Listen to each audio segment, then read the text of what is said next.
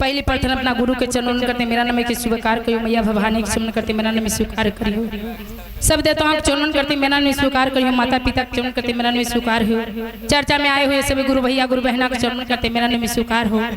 साहेब भैया के माध्यम से दीदी 3 सूत्र मिला है, तीनों के दया पालन करना है। पहला मैं दया मांगना है कि हे शिव आप मेरे गुरु हैं, मैं आपको शीश मुझ इस पर दया कीजिए।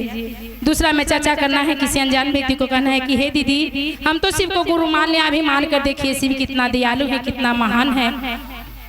शिव पहाड़ पर रहते हैं, पर्वत पर रहते हैं, 3 लोग के मालिक हैं, 3 लोग के स्वामी हैं, दुख हरने वाले हैं, सुख देने वाले हैं। दीदी महादेव कुछ नहीं लेते हैं, सब कुछ देते हैं। शिव को गुरु मान कर देखिए। तीसरा में नमो शिव को प्रणाम करना है दीदी, चाहे दूधराज के माला से, चाहे कर के माला से, चाहे मन के माला से, गुरु के नाम मने मन लेते रहना है दीदी। और भगवान से सांस के द्वारा नमः शिवाय लेना है, नमः शिवाय छोड़ना है। इसी तरह से अपना बानी को नाम बोलो शंकर भगवान की जय। जैसे कि दीदी एक घर में 4 प्राणी थे दीदी, 2 पति पत्नी अपने, एगो बेटा एगो बेटी, 4 गो लोग थे दीदी एक घर में। काहे भैया ऐसे काहे छोड़ा हम एक बार।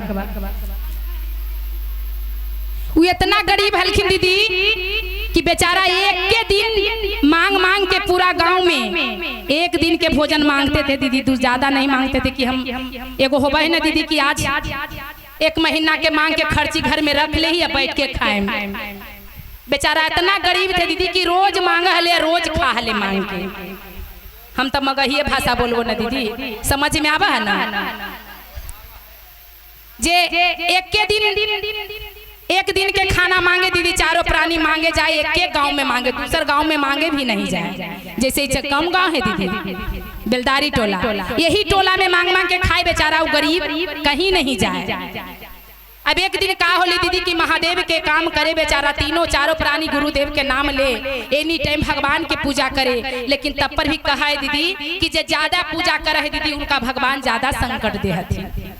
काहे दे हथिन दीदी, ई माने पड़ेगा। भगवान पूजा करते हुए संकट देते हैं कि अगर संकट सह के पूजा कर लिया तो नैया बेरा पार है, और संकट खा के चोट खा के मुड़ गया तो जितना तप किया हो उतना सब बेकार है। इसीलिए चोट खा के पूजा करना है। बेचारा के ऐसा समय कर दिलखिन दीदी कि मांगल भीख न मिले लगल। पूरा गांव में दीदी जब मांगेला दूसरा दिन निकले है, एक के दिन के तो मांगे बेचारा खा ले प्राणी चारों सूझ जाए। दूसर दिन गांव में जब मांगेला निकल दीदी तब पूरा गांव के लोग उनका देख देख के केवारी लगा ले। एक ही गांव में रोज रोज भिखरिया मांगे आवा, एकरा ला दूसर गांव देखल ना है। आई कोई ऐसा करी है, पूरा गांव में राजा ढोला पिटा दे लग दीदी कि कोई ऐसा गांव में एगो चाव के दाना उसको नहीं देना है। अगर दे दिया तो बड़ी भारी जुलवाना उनको देने पड़ेगा।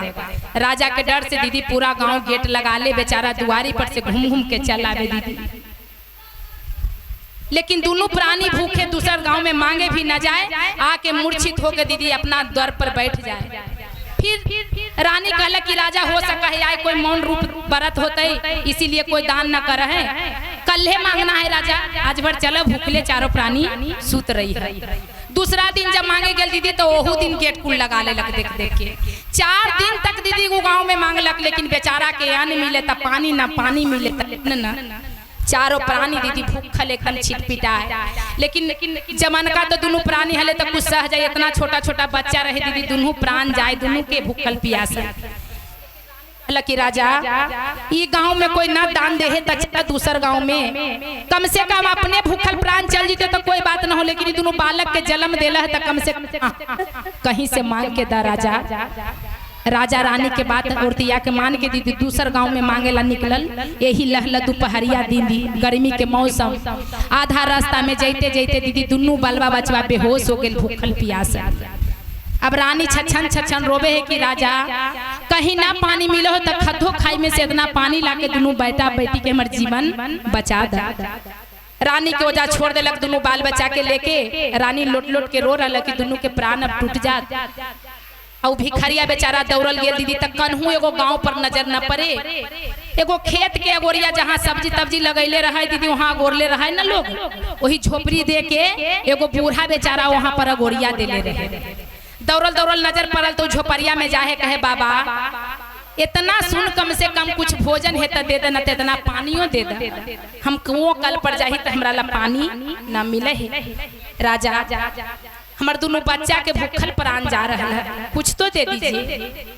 बाबा बोलखिन दीदी कि बेटा हमरो तो घर से खाना आता है, रोज तक खा लेते हैं, ये बेजी तो आया खाना खा लिए, कुछ तो बचल नहीं है कि दे दें, लेकिन रुको तो भाग से कुछ होगा तो जरूर देंगे, निराश होकर लौटने नहीं देंगे। जब वो पलानी में खोजे लगल दीदी, ऊपरे छैले रहे छौनी जकरा में, कहियो घर से सतुआ आल है जितना खोसल रहे चिमकी में बांध के मामा, वो एक के मुट्ठी सतुआ दीदी, उतने में दोनों प्राणी यह रहे भिखारिया औरतियों दोनों लेके टांग ले आल। बाबा सोचलखिन दीदी कि हमरा लिए तो चारों के आत्मा बराबर न है, एगो के कैसे दे। एक के मुट्ठी सतुआ दीदी चारों के देलन निकाल के। अब कहलन कि चला रानी, वो भिखारिया कहलन कि दूसर के दुआरी पर खाइएगा तो हो सके कि प्रभाव पड़ जाए तो बेचारा येहू हमरे नियर गरीब हो जाए, चलिए अपने कुटिया पर खाना है। एक दिन के तो भोजन मिल गया रानी, चिमकी में पानी लेलन दीदी, कुछ तो बेचारा के रहे ना। अपना कुटिया में जंगल रहे, वहाँ एगो कुटिया बनेले रहे, वहाँ जाके आ केला के पत्ता के जैसे पहले घोगी बनावा ली ना भैया, उस तरह से बना के आ केला के पत्ता में सतुआ घोर के चारों प्राणी घोर के पिए लगलन बैठ के। महादेव के दया, उनकर लीला तो हम अगवा पार नहीं दीदी। एकदम लुलजुलुज बूढ़ा के रूप धर के लगे कि ठेल दे दीजिए, ओकरा प्राण टूट जाए, पूरा देह में रीम बह रहा, लगे कि कहाँ से भिखारी आगे लगे। जैसी घोर घोर करे है चारों प्राणी, जैसी कहन कि हर हर महादेव, अरे है कोई कुटिया में, हम 8 दिन से भूखा हैं, हमको कुछ खाना मिलेगा।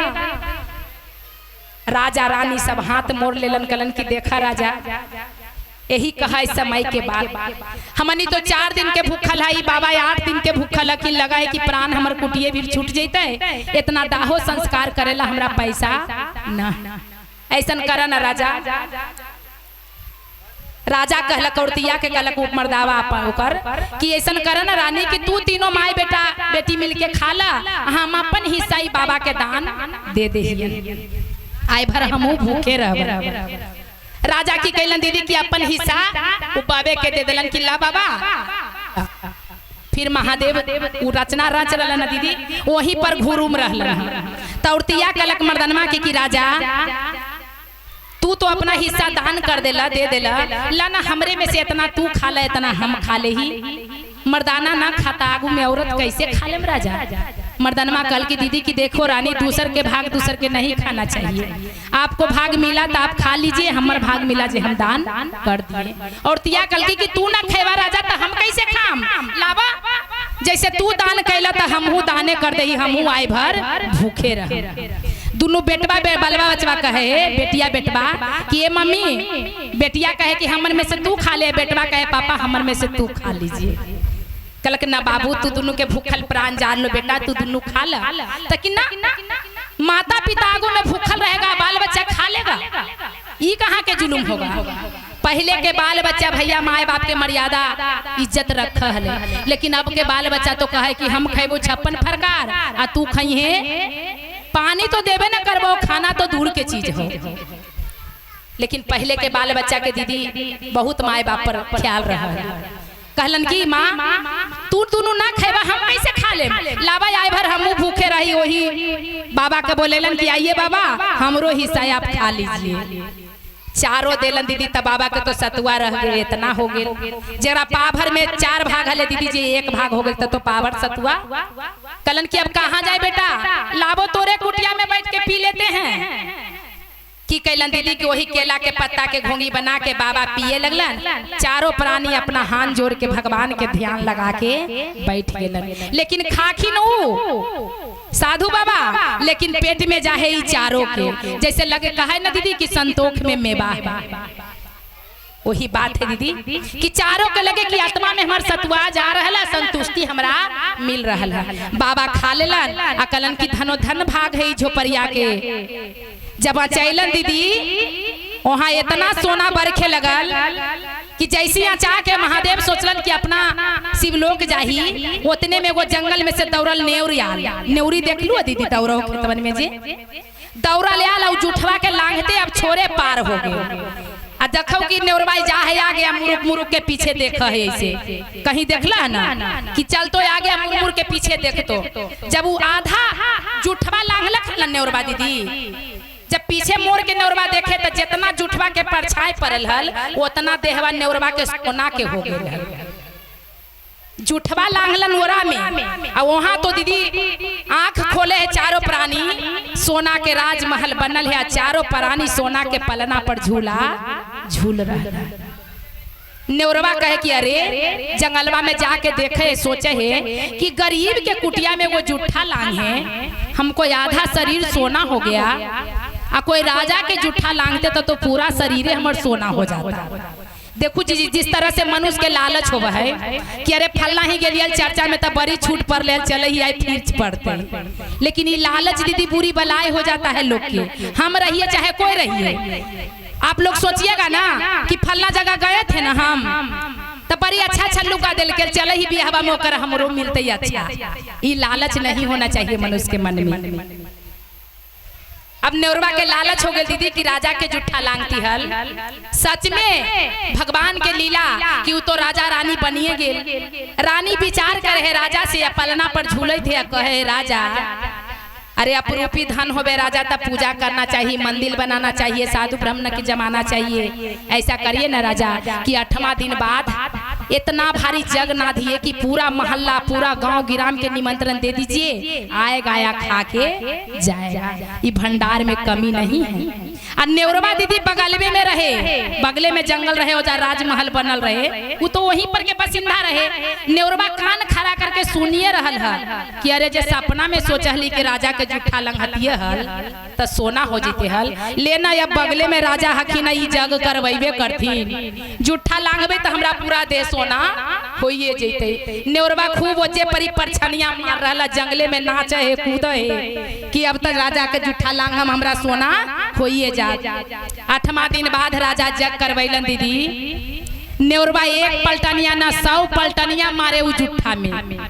लेकिन इतना मोतिया के रंगो कर शरीरवा में न होवे पूरा राजा के गाड़ी दे नेवरबा बेटी चौधा रानी जैसे के तैसे गाड़ी दे ये कौन काम के राजा भटियारा है एकरा से अच्छा तो ले कि जुठा लंघली तो सोना आधा हो गए ये राजा कौन काम के है लेकिन कृष्ण भगवान ऊपर से ठठा के हंसते हैं कहते हैं कि देखो दुनिया संसार में लोग कैसा है कृष्ण भगवान पूछा कि नेवरबा से कि रे नेवर अरे तुमको जग कैसा लगा नेवरबा कहा है कि ये भगवान एक कर्म के जग नहीं लगा अरे राजा जग क्या करवाया है भटियारा राजा है एक जुठा में तो कोई लसे नहीं जग काहे ला करवाया कृष्ण भगवान ठठा के हंसे कि देखो अरे बेबू वो राजा कैसे बना कैसे क्या हुआ आपको पता कहाँ है तू भी राजा बनना चाहता है तो 2 सवाल के जवाब दो तब राजा बन जाएगा तुमको सोना चाहिए कि जीवन चाहिए